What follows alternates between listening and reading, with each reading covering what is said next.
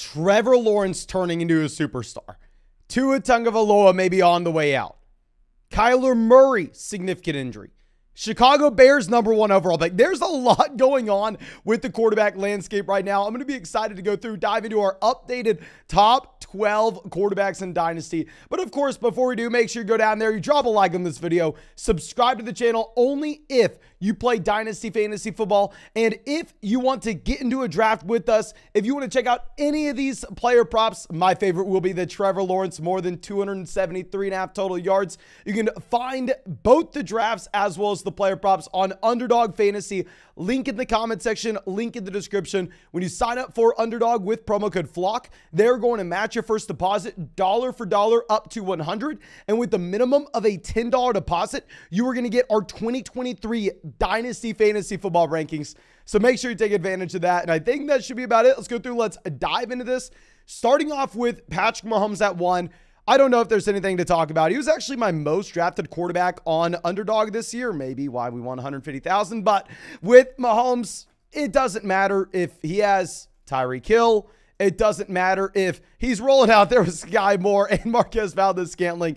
The man just gets the job done. What is so crazy is if we're going to be looking at Patrick Mahomes, of course, he plays 17 games this year, only the second time we've seen this throughout his entire NFL career. But he has his career high in passing yards at 5,200. Almost his career high in passing yards, even on a per game basis. He has 41 passing touchdowns. And if we look at the little supporting cast that he has, I mean, of course, you have Travis Kelce there, who's 33 years old. I'm sorry. You have Juju Smith-Schuster, Marquez Valdez-Scantling, Jarrett McKinnon, Justin Watson. Like, the man's doing it without Tyreek. I don't know if there's anything to say. He's only 27. He is the oldest starting quarterback in the AFC playoffs, though. But still, I mean, the man's young. The man's phenomenal. There's nothing to say. Now, number 2, we are going to have Josh Allen. With Josh Allen, I understand that you can make an argument from a fantasy football perspective that Josh Allen provides more rushing upside than Patrick Mahomes does. That Josh Allen is going to go out there. He's going to get you an additional 300, 400 rushing yards. And of course, a few extra rushing touchdowns. And that is incredibly valuable. I think we've just seen Mahomes be at the very top tier for God knows how long now. I mean, literally since 2018.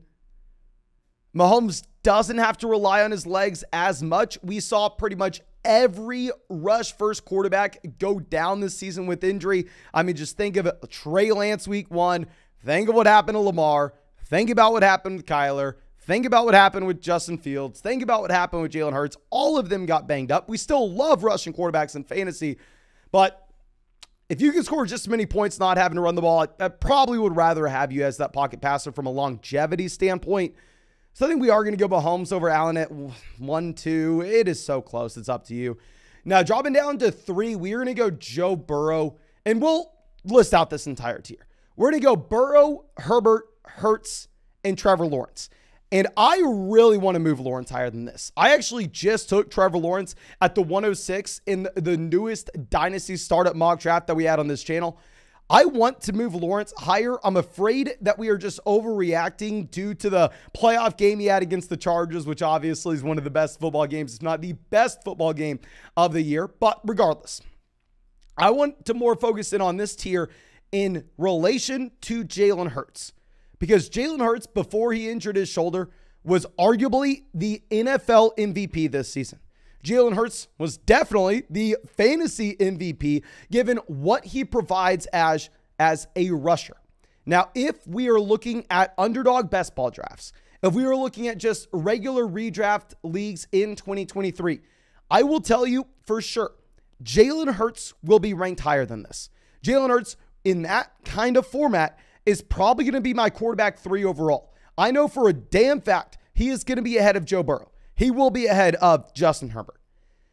But in terms of dynasty valuation, that long-term value, I am more comfortable seeing the prototype of quarterback that Joe Burrow and Justin Herbert are, that they win inside the pocket. They win more so based off their arm talent alone.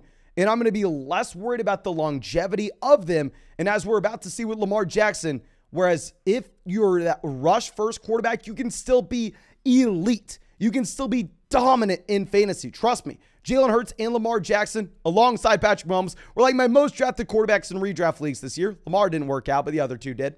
I still love those mobile quarterbacks that are going to run the ball a ton. But I think it's hard to ignore all the injuries that we're seeing.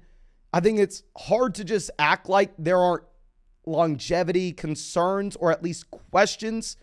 And while, yes, I'll have Jalen Hurts in the same tier as these other guys, in Dynasty, give me the pocket passing options compared to those guys that went on the ground. But now if we're going to be looking at the pocket passing options in relation to each other, Joe Burrow, we're going to have the top. I mean, what else do we need to see? He's also attached to Jamar Chase, T. Higgins for the long term. Great situation.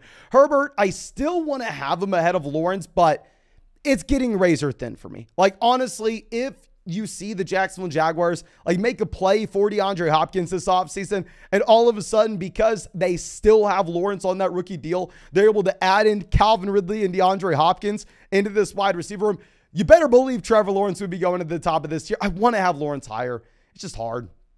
And now, dropping down a tier, we're going to have Lamar Jackson. With Lamar Jackson, I understand people are going to want to have him higher than this. Yes, with Lamar Jackson, I'll tell you, I will be taking him over players like Trevor Lawrence in redraft leagues this next year. This next year, I will be going with Lamar Jackson, given what he provides as a rusher. Now, I will say, if we're going to be looking at his rushing yards per game, since his MVP season in 2019, I mean, this has come down dramatically. Now, keep in mind, he has been injured over the past 2 seasons. The man's never played 16 games, but still, we are seeing that 1,200 rushing yard mark go to 760, then 760 again. Like I said, he got injured, but I think that when you're running the football for 170, 150, 130 times a season, you're going to be more of an injury risk than someone else like a Trevor Lawrence. If we're going to be looking at any other measure as well, he has been on that consistent decline since his MVP season. If we're going to be looking at his adjusted yards per pass attempt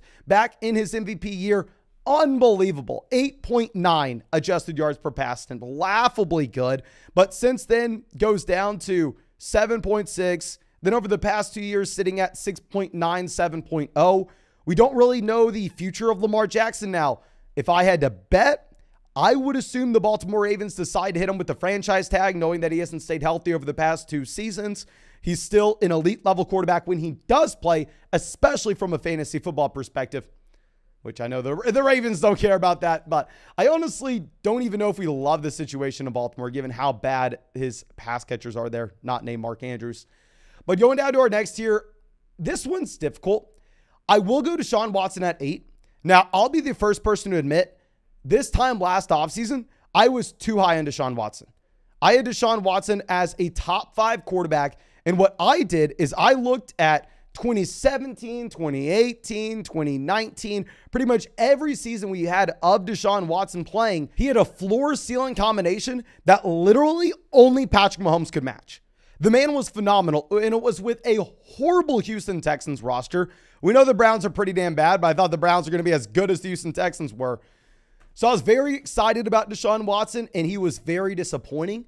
Now, of course, the man didn't play football for 2 seasons, so maybe I was just too optimistic and should have understood that he was going to be rusty his first time stepping back on the field. Obviously, we're looking at a very small sample of how he failed in Cleveland, but at the same time, the Browns just gave him the most guaranteed money in NFL history.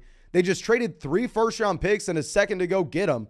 So I feel like they're going to have a difficult time putting talent around him. He wasn't that good this past year. Now, Kyler Murray is going to be our guy at 9. Speaking of a situation that's not looking good, they just paid Kyler. They get rid of Cliff Kingsbury, which may be a good thing, probably is a good thing. We don't know yet. But at the same time, Hopkins may be on the way out the year after Christian Kirk leaves. So all of a sudden, the wide receiver 1 in Arizona is Rondale Moore. Is that really what we're saying? Or is the wide receiver 1 supposed to be Trey McBride? Is it going to be Robbie Anderson? The situation looks very bad for the Arizona Cardinals. Kyler Murray, we don't know how much time he's going to be missing this next season. Another one of these rush first quarterbacks where I think we do have to be worried somewhat about injuries. We just saw the man tear up his knee. But our last quarterback in this tier, someone I know people are hating on us for not mentioning yet, will be Justin Fields. And I want to reiterate, Justin Fields, phenomenal quarterback when he does play. When he is on the field, I think you can project him almost each and every week to be at minimum a mid quarterback one, given the rushing upside you have. But I don't want to sit here and act like it's a guarantee that Justin Fields is a starting quarterback in 2024, 2025. We know for a damn fact Deshaun Watson will be with his contract. We know Kyler Murray will be with his contract. I know Trevor Lawrence, I know Justin Herbert will be with all the success they've had at the NFL level. Justin Fields was put into arguably the worst situation you could ever imagine. But it's hard to ignore the fact that, yes, it was a bad situation, but he was still very bad at the end of the day. The Chicago Bears had fewer passing yards per game than any team since 2009.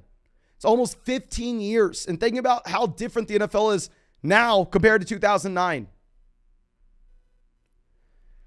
They just earned the number 1 overall pick. In a perfect world, Chicago does what everybody wants. They take that first overall pick, they trade back, they get a haul, and they surround Justin Fields with talent. I just don't know if we're living in everybody's perfect world or living in a world where there's an outside chance that they say, you know what? We got rid of our coach and we were still so bad that we just earned the first overall pick. Let's get a new franchise quarterback when we finally have the shot. I don't know what world we're living in. I think there's a chance it could be either one. Now, our next tier will be Dak Prescott at 11. I am recording this right before the Tampa Bay Buccaneers game, so full transparency, if Dak blows up, if he has a horrible game, that's not going to be covered here. But Dak did struggle immensely considering the context of this Dallas Cowboys roster this season. Dallas was phenomenal top to bottom, but Dak Prescott had 15 interceptions in 12 games played. Dak Prescott had an interception rate at 3.8%, by far and away higher than any other time we've seen in his NFL career. His adjusted yards per pass attempt, 6.7, the lowest mark we've seen since 2017.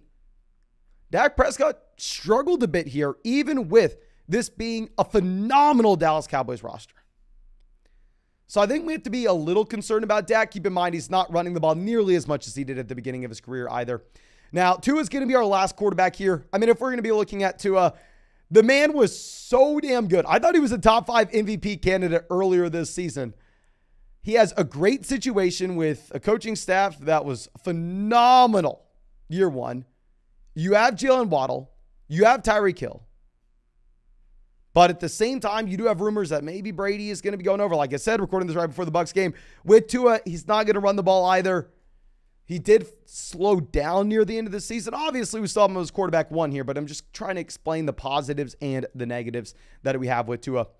But I think that should be about it. Of course, if you enjoyed this video, please go down there and drop a like. Subscribe to the channel if you play Dynasty. And if you want to get in a draft with us, if you want our Dynasty rankings, if you want to check out any of these player props, get all those on Underdog Fantasy. When you make your first deposit with promo code FLOCK, they're going to match that dollar for dollar up to 100. You can find that link in the comment section and the description, available in damn near every state. But thank you again. I appreciate you and hope you have a great day.